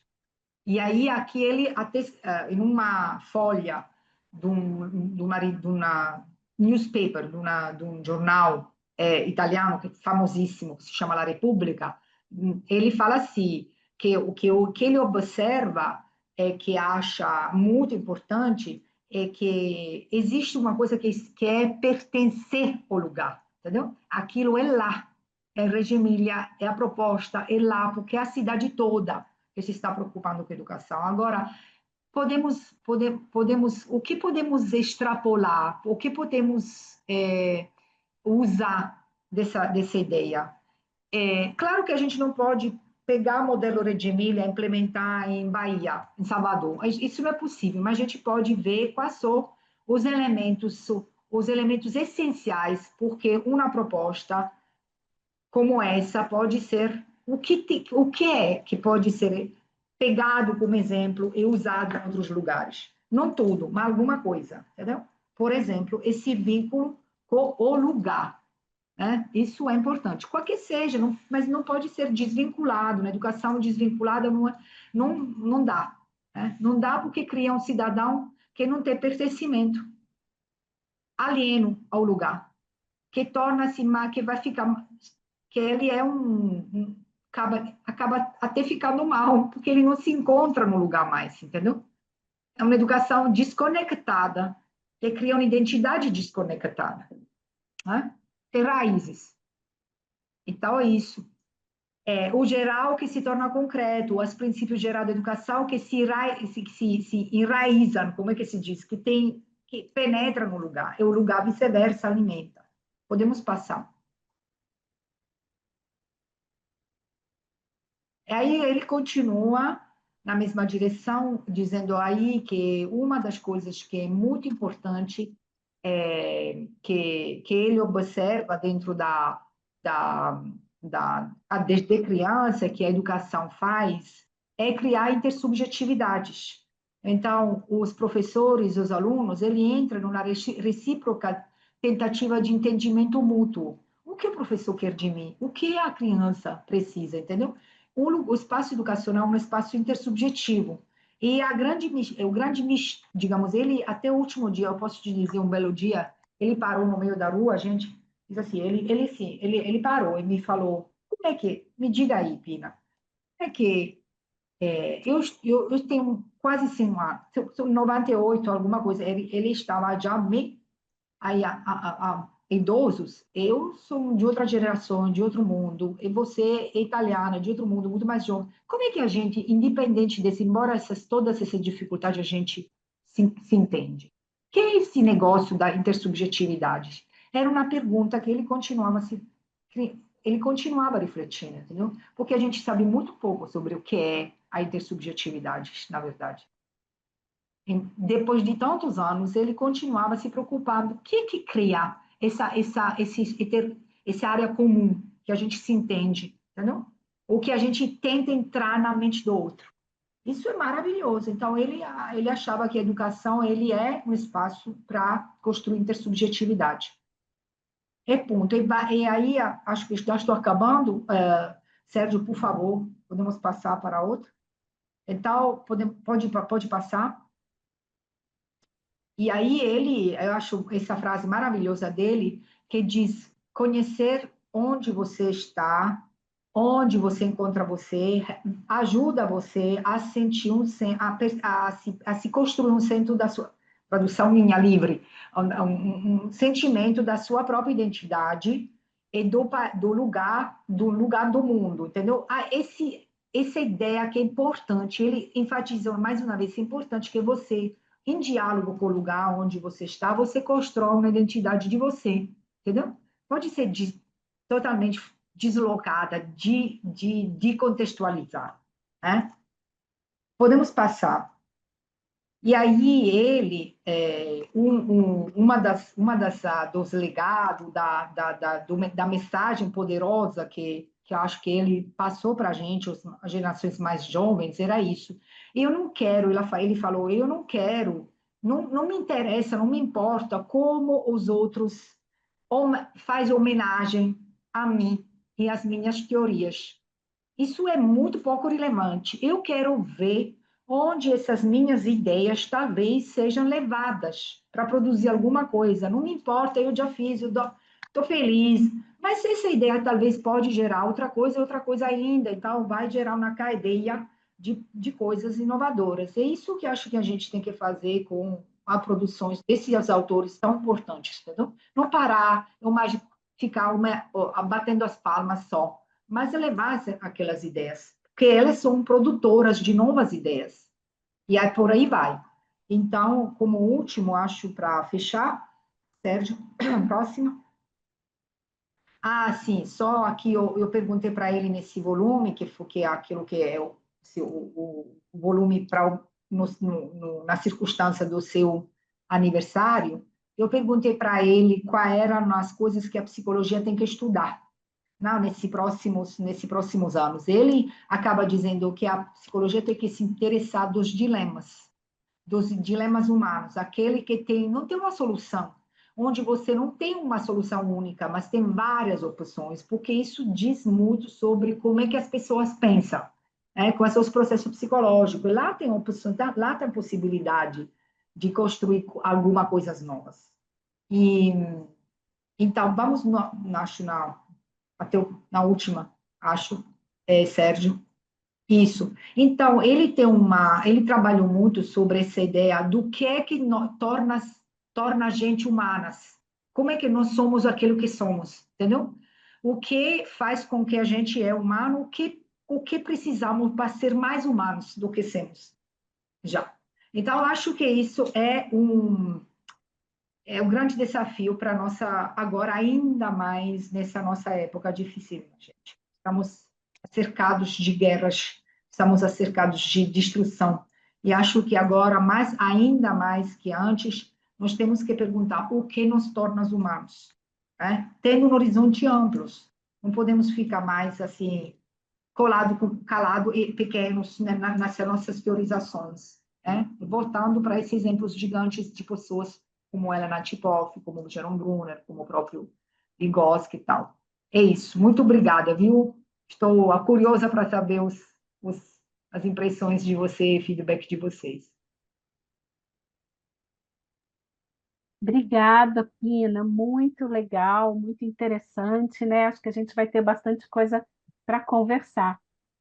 Vou deixar a Regina começar com as questões dela, dialogando, depois eu posso também entrar um pouquinho. Vamos lá, Regina. Muito bom, Pina, muito bom te ouvir e a gente ter essa visão ampla assim da obra do Brunner, né, que a gente conhece pouco até. Ele, assim, a gente vai se aprofundando na obra de alguns autores, você vai descobrindo coisas que você nem imaginava, né? E você mostrou aqui para nós uma relação dele com essa tendência das ciências sociais, né, no pós-guerra, que foram muito para essa dinâmica da educação, como o desenvolvimento da intersubjetividade, eu diria que o desenvolvimento da psicologia social também nos Estados Unidos nessa época assim, apontou muito nessa direção, e o desenvolvimento da antropologia, né, eu acho que a descoberta, né, de que as diferenças culturais de pensamento marcam as comunidades humanas, não é? E como é que a gente lida com essa, é um dilema mesmo, né? Como é que a gente lida com essas diferenças culturais e os universais da mente humana? Eu achei muito bonito o jeito que você explicou como é que o Brunner é, formulou essas questões e incorporou essas questões na obra dele. Eu fiquei muito curiosa de saber, porque a gente estudando, né, assim, os autores da época, né, que até dialogaram com Brunner, né, como Piaget, ou até Antipoff, que ela nem cita muito o Brunner, mas ela também partilhou essa visão meio cultural, antropológica do processo do desenvolvimento cognitivo humano e que ela formulou de um jeito próprio, né, no conceito de inteligência, que ela dizia que a inteligência é um produto mais complexo, que não é só constituído das habilidades básicas do ser humano, mas é também constituída nessa interação com a cultura, e isso se expressa na forma como as pessoas usam o pensamento em diferentes momentos da vida, né? E eu achei que tem mesmo uma conexão importante aí. E eu fiquei curiosa porque eu estudando a obra da Antipoff, a gente vê que ela desenvolveu essa visão dela a partir de várias experiências em culturas diferentes, né? Porque ela saiu da Rússia, depois foi para Paris, depois para Genebra, depois volta para a Rússia, participa da Revolução, depois migra para o Brasil, para outro lado do mundo.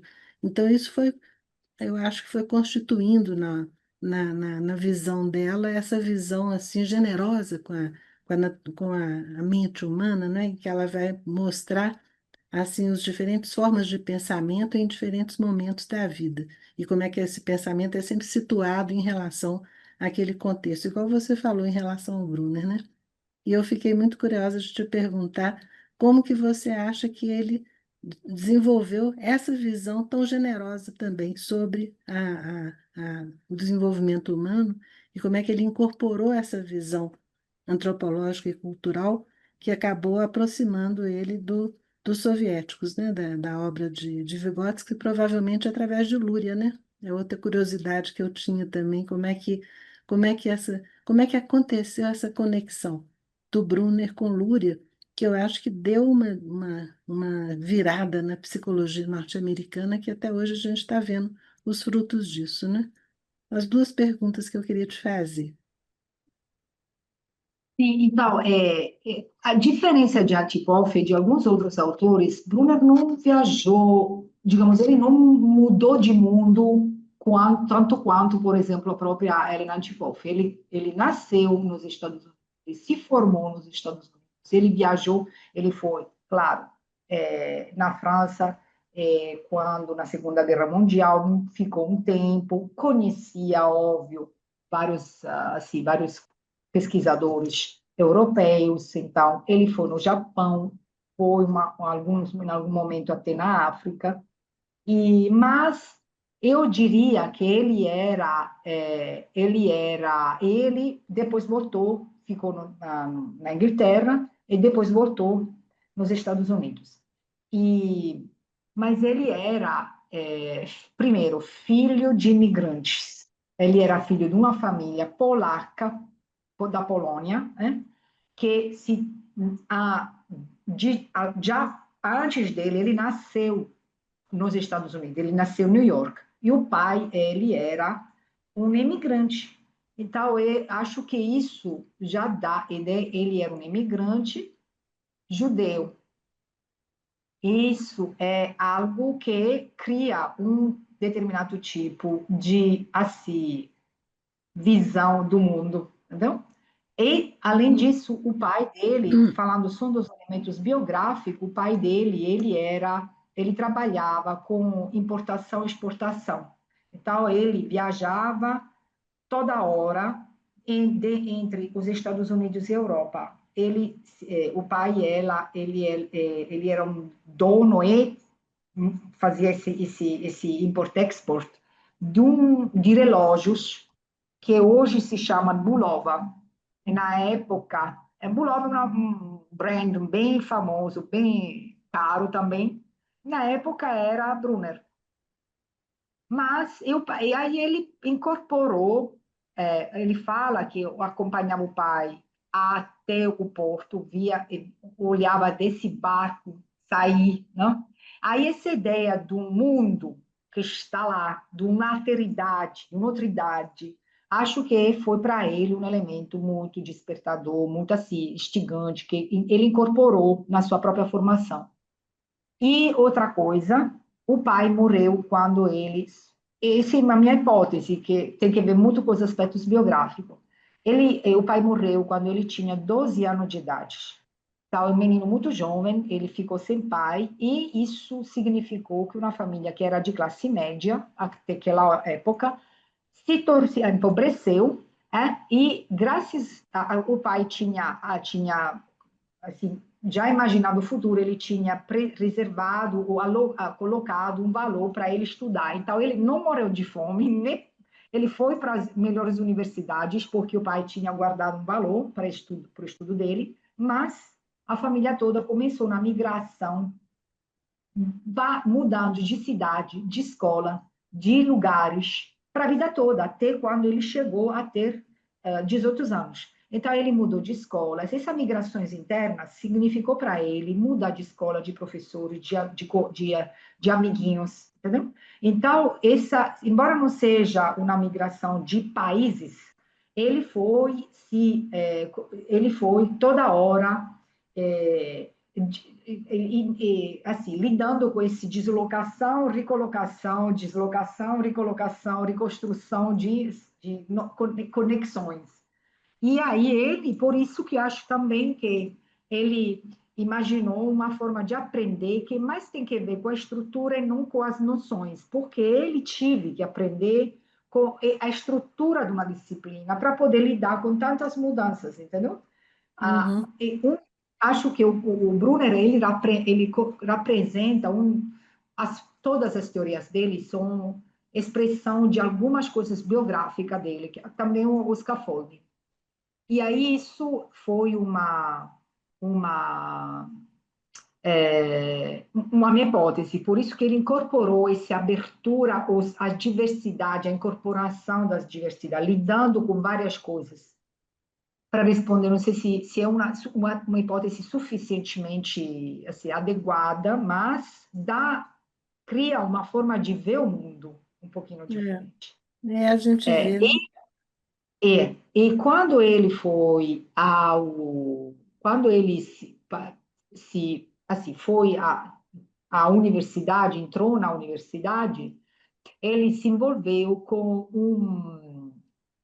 tinha várias propostas. Ele se envolveu na época, ele estudou na Duke University, North Carolina, e lá tinha um professor que se chama McDougall, psicologia social. Ah, E McDonald's. ele foi professor dele. E ele Uhum. se apaixonou para McDougall, estudo do grupo. E na Pois é. biblioteca pessoal, Regina Bracani, na biblioteca Tem uma pessoal, conexão, né? Uhum. tem uma conexão forte com esse professor. O professor, além disso, o Brunner, ele se envolveu, um menino muito assim, ativo, sabe? Ele começou a participar de grupo de esquerda dentro da universidade e fez um protesto, foi lá fazendo sabe? Aquele Uhum. protesto, aquela bagunça toda, e foi chamado, porque estava bagunçando demais. Então, ele houve uma época que houve um problema, um risco para ser ele expulsado. E o professor McDougall diz aí, ó, venha por aqui. O menino era inteligente, o professor Uhum. olhou para ele, então ele ficou muito próximo do professor McDougall, que de fato se tornou o seu tutor em alguma medida. McDougall, esse mesmo, é. Esse Ele foi mesmo, uma grande figura da psicologia social norte-americana. e falava de a Exatamente. psicologia Ormic Psychology, Uhum. que era uma proposta que era para Brunner extremamente interessante.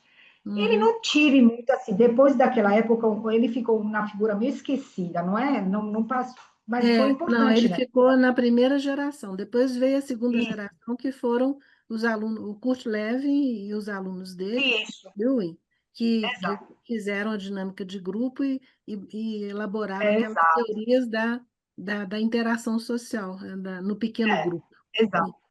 Não sei Então se o você vê Bruna lá, chegou a interagir com eles. não, menos, porque Menos, ele foi mais o depois, McDougall, né? Mas ele McDonald. deve ter tido uma influência. Você falou do McDougall e você falou da Margaret Mead também, na Sim, antropologia, porque né? Margarete, quando ele já professor, Hum, ele sabe, ele se aproximou da antropologia, da antropologia de Malinowski. Então, olha só, ele era muito dentro, ele era muito fez próximo uma conexão, né? grande. Então, ele, por ser parte de um departamento interdisciplinar, ele Uhum, tinha contato com várias pessoas, com várias influências, diálogos intelectuais, digamos assim. uhum, E aí isso faz muita diferença na formação dele. Ele não ficou restrito só à área, da psicologia experimental, digamos assim. Ele se ele interessou, saiu, uhum. ele chegou a Muito conhecer, interessante. Não, isso ele fez um ele chegou a movimento assim. conhecer Uhum, de perto, ele estudava muito, ele gostava também de ciências exatas, mas houve uma época, quando ele viajava muito entre Boston e Washington, Washington e Boston, então ele chegou a conhecer, gente, agora estou esquecendo o nome de um físico que trabalha com a ideia de complementaridade. Então, ele entrava em diálogo com pessoas de altíssimo nível, entendeu? E entendi. aí, como que ele entrou, parece, agora aqui estamos meio na história de uma spy story. Parece que ele foi enviado como infiltrado nas Uniões Soviéticas para, assim, entendeu? Na época Na como Guerra Fria. professor, Uhum. exatamente, como professor lá, mas que tinha também, não foi por acaso que ele foi por lá, digamos assim. Uhum. Sei. Porque ao chegar lá, ele Ela entrou, dá uma olhadinha, né? Ver o que estava vai acontecendo. lá, vai dar uma É, olhadinha, vai. é. Exato.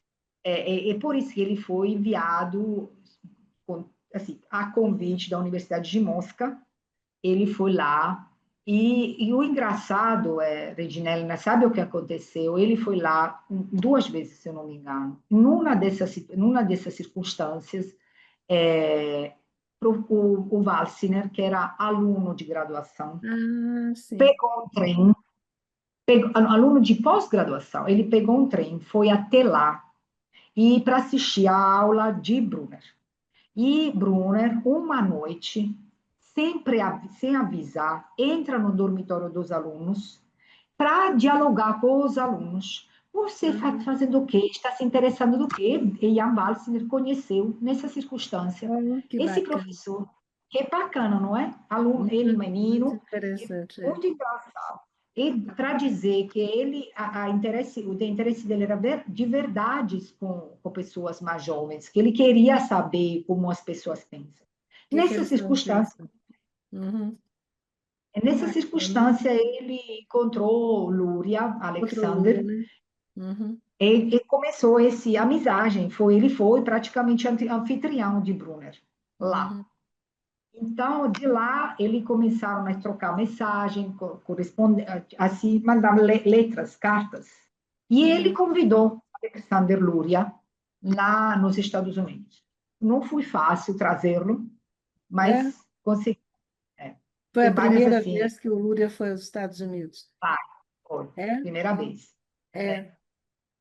É, porque eu me lembro que quando eu Então, fui para Stanford, em 1982, quando eu comecei esse trabalho sobre Antipov lá, 82, 83, tinha acabado de ser publicado o livro A Formação, The Social Formation of Mind, lá nos Estados Unidos. aham, E os meus professores lá de Stanford ficaram muito interessados na Antipov, exatamente porque eles estavam vendo que essa influência, né, que estava chegando isso, de Vygotsky estava transformando a psicologia norte-americana. E eles exatamente, acharam foi que ela excelente. talvez fosse parte desse movimento. Então, eles me estimularam Cê- muito a estudar a obra dela por causa disso. Foi na época foi Michael Cole, né, que publicou Que a era aluno de Bruno, aluno do Brunner. que Pois é. foi aluno de Bruno, E a foi aluno Patrícia de Green também foi aluna dele? Greenfield, Pois é, foi porque a aluna dele Patrícia também. Green estava com aquela pesquisa dela sobre os andaimes, né? Ela estudou lá Exatamente, umas comunidades mexicanas. Eu lembro de um trabalho exato. dela que ela mostrava que aquelas meninas que aprendiam a fazer colchas, né? Aquelas colchas de É, tear, lembra desse trabalho? sim, E elas faziam sim, sempre igualzinho, porque a mãe ficava atrás, assim como um andaime, segurando a mãozinha delas. Depois a sim, Patrícia chegou lá.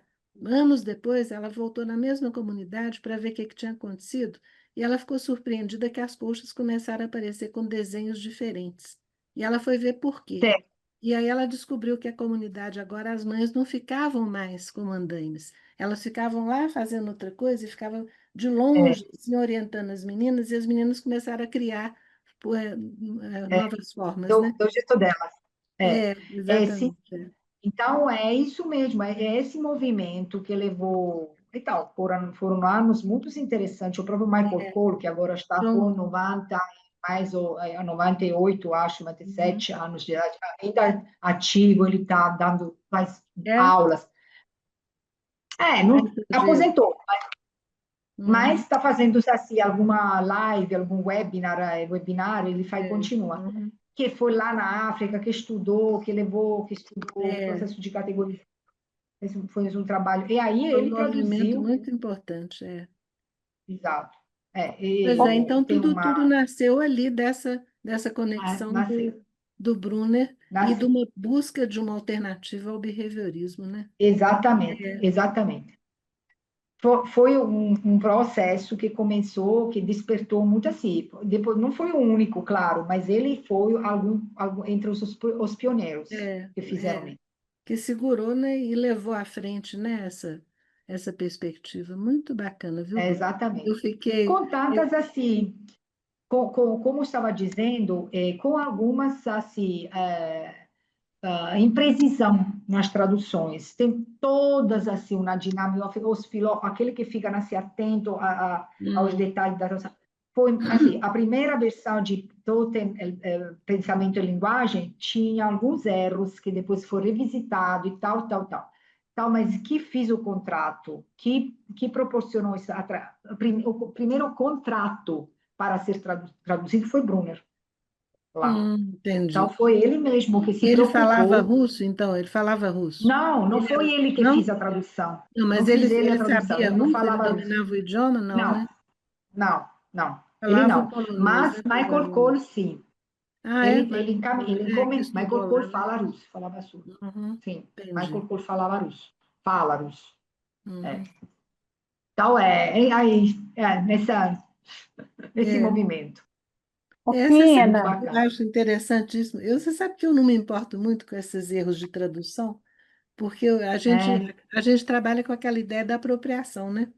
Porque, na verdade, houve uma isso, apropriação norte-americana, né, do pensamento, né, de Vygotsky, isso, que já exatamente. modificou o pensamento, claro, né? Modificou. É. Agora, os Uhum. integralistas ortodoxos que querem ficar, não, mais assim, na fidez, com É, fidelidade, então faz questão que aquilo não é bem eu sei como é que é. traduzido. Tem uma discussão dessa aqui no Brasil também, Reivindica. com a Zoia Prestes, ela também Zóia, encontrou muitas imprecisões.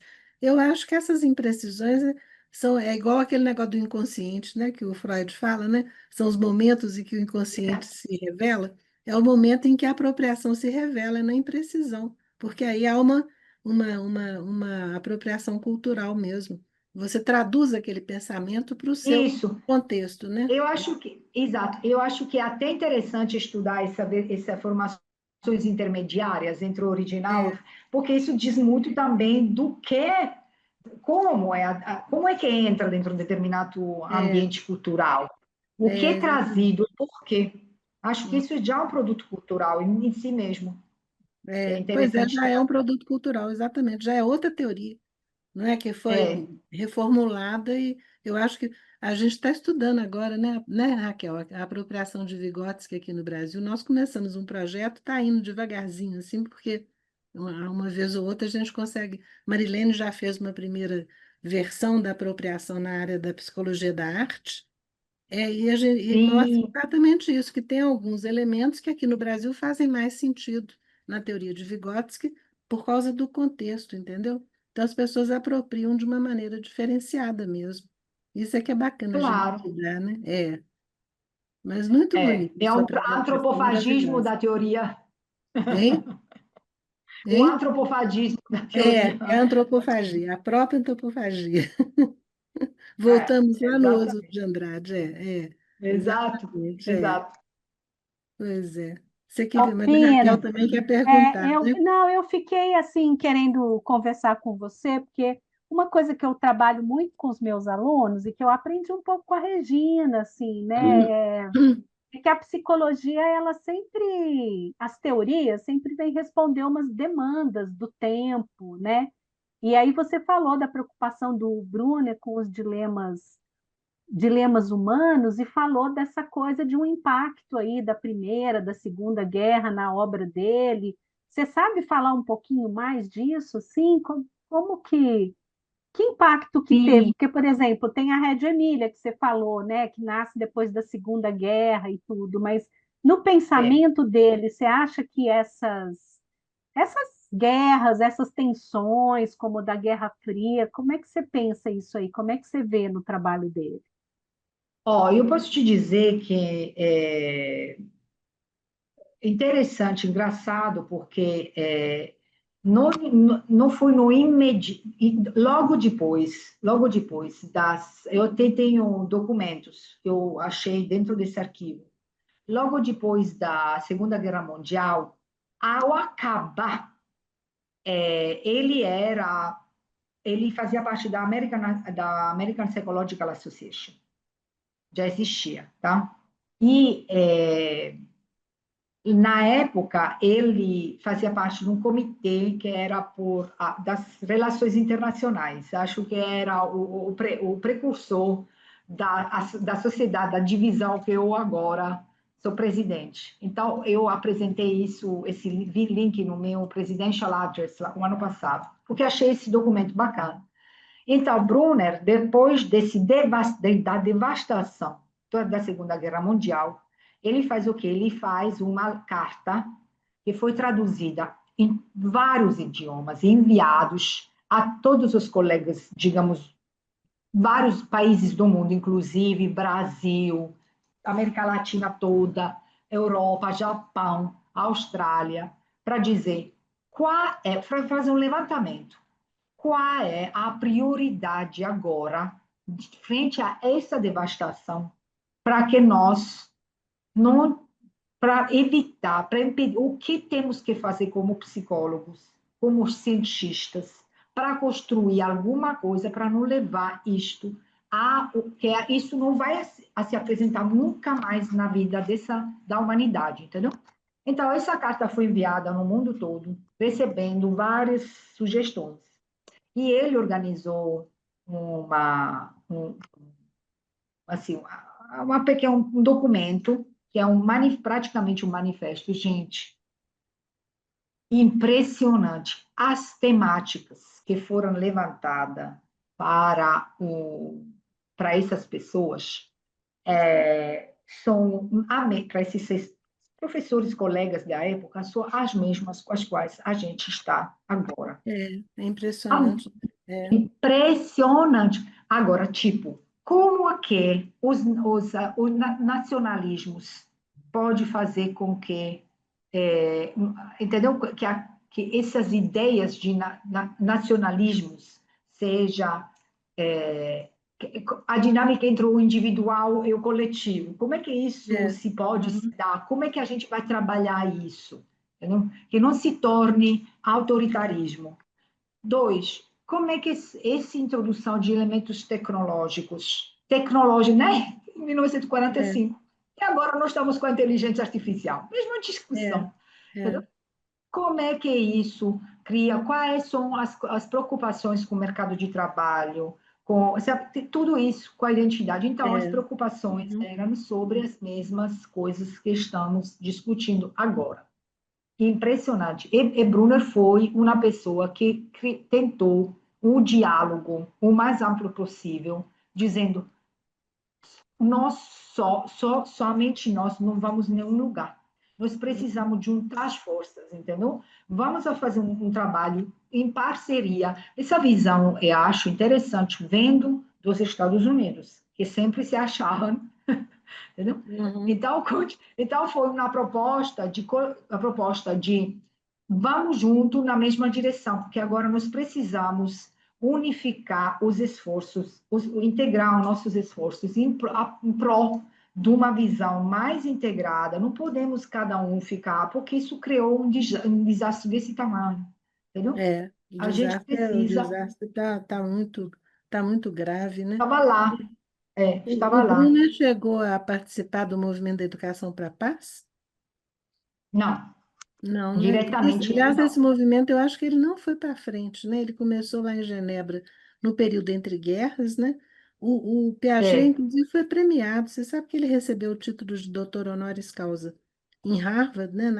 Naquela festa dos 400 anos da universidade, 1930 e poucos. por conta Ele foi da sua por causa do julgamento palmeiras. moral, por causa daquele livro sobre Exatamente. julgamento moral que ele falava da construção dessa noção do outro, né, na criança, né? Sim. E parece que quem deu o prêmio para ele foi o Departamento de Estudos Sociais de Harvard. Não foi o pessoal da psicologia, foi dos estudos sociais. Não, não foi. Você lembra que É, tem um trabalho que mostra isso, né, de um japonês até que escreveu lá na revista lá da History of Psychology. Mas aí eu fico curiosa de saber se teve alguma... Como é que foi, como é que o Brunner organizou, então, nessa linha aí de pensamento, né, porque eu acho que em cada lugar também teve uma característica, né? Aqui no Brasil, foi o período da redemocratização depois da ditadura do Getúlio Vargas. Então, a Antipof trabalhou nessa coisa da democratização na educação dos grupos, né, Sim, estimulando assim a dinâmica de grupo, e ela teve uma influência da psicologia social nessa época também. Até essa que a gente está estudando agora com a Carolina, com a Catarina lá, né? No período sim. pós-guerra. E o Bruno talvez fosse uma pesquisa interessante da gente fazer, né? Ver o que que ele falou sobre isso. É interessante mesmo, viu, Pina? Sim, além do, eu não tenho, ainda não tenho organizado todos os meus materiais, mas não tive uma.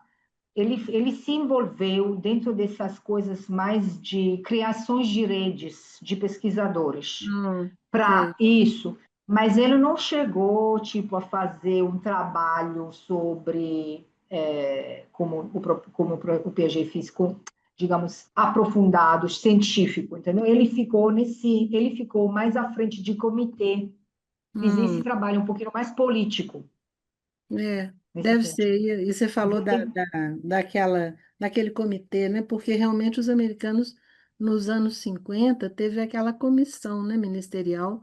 Eles estavam muito preocupados, que eles acharam que a educação soviética estava passando na frente da educação americana e eles precisavam Era melhorar a educação. Ele participou disso, né? ele Pois. participou, ele reuniu, ele participou muito aqui, e de lá que saíram do Cognitive Processes, Behind the Information Given, foi todo um Uhum. trabalho sobre a renovação de um currículo que fosse competitivo, É, para exatamente, isso aí. Uhum. competitivo, tendo lá a frente oposta, que estava passando à frente, então, entendeu? Ele É. foi isso, ele E trabalhou quando, nessa quando, os, direção. quando os russos chegaram na Lua primeiro, eles ficaram doidinhos lá. Exatamente. Começaram, Não, aí ele foram atrás. Então, ele foi é, chamado para liderar esse grupo, que ele reuniu vários, assim, como a gente chamaria de diretores hum. de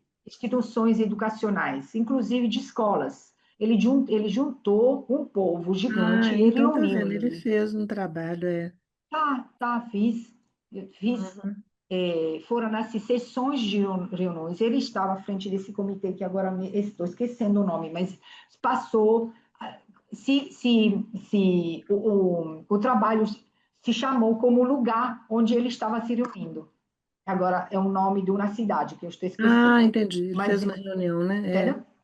E entendi. não era uma reunião, ele moraram lá por alguns tempos. Então, eles Ah, reuniam sim. todos os dias para rever o Para programa. pensar Tinha o sessões de currículo, manhã né, e de americano. tarde É, americano, é. por ter essa, ele fazia, era tipo, sabe, quando você reúne para uma semana, 10 dias, pessoas Uhum. em subgrupos para trabalhar com cada subtema. Era a É, ciência, era a entendo. tecnologia, entendeu? E eram pessoas que saíam da escola, eram pro diretor de escola, eram funcionários do ministério, e ele trabalhando, olhando sabe, a carta, sabe? A primeira a série a gente faz isso, a segunda série a gente faz isso, a terceira série Uhum. na direção da ciência, do incentivar a formação científica dos alunos de É, vários níveis e com o intuito de ter uma formação técnico-científica avançadíssima para competir com competir com os os juízes. russos, é. Uhum. Exatamente, entendeu? Ele foi à frente desse transformação do currículo. Só que nessa altura ele se deu conta que é justamente importante não tanto oferecer um determinado número X de noções já adquiridas, mas trabalhar com estruturas, suportando a estrutura cognitiva dos alunos, porque hoje a tecnologia é ABC, amanhã é outra coisa, É, já porque mudou, é a né? velocidade já Uhum. mudou. Então, ele disse: se eu crio uma pessoa que sabe tudo de ABC, ele vai ser atrasado amanhã, porque a Uhum. inovação é constante. Então, eu tenho que pensar como é que eu faço para formar uma mente apta a ir descobrindo as coisas, sabendo como pensar. Não pensar para pensar, aprender a pensar, porque isso gera, é a única forma que a gente pode ter pessoas sempre. inovando e avançando, senão fica assim, competente de um pacote de informações que amanhã já é Que já não desatualizados. existe mais. Exatamente. Então, era isso na ciência e na tecnologia, investindo muito. Então, É.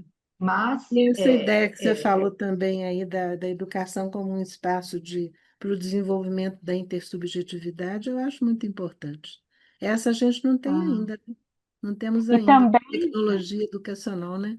O que você queria e falar, Raquel? também a ideia do pertencimento, né? Eu achei isso muito interessante Eu também. também. É, Isso é uma coisa que eu sempre penso, às vezes a educação não funciona porque as pessoas que são responsáveis por organizar, coordenar, elas estão muito longe, né? Então, eu achei muito interessante também essa ideia do pertencimento, a relação, é uma coisa para a gente aprofundar, né? é, aprofundar e levar e mostrar para as pessoas, igual o pessoal de Ibirité, por exemplo, né? Eu acho que a é, Ibirité ela pode se transformar numa Reggio Emília, entendeu? Se eles porque eles têm esse sentimento de pertencimento, né? Eles querem Antipof para eles, né? E eles querendo, agora eles estão num movimento assim de conhecer melhor a obra dela, sabe? Eu acho que vou te chamar depois para você falar mais para eles lá, viu, Pina? pois é, porque quando eu fui lá, Regina, eu acho que eu percebi essa essência, porque aí a ideia que você fala dos universais através de uma educação situada, entendeu? Exatamente, é.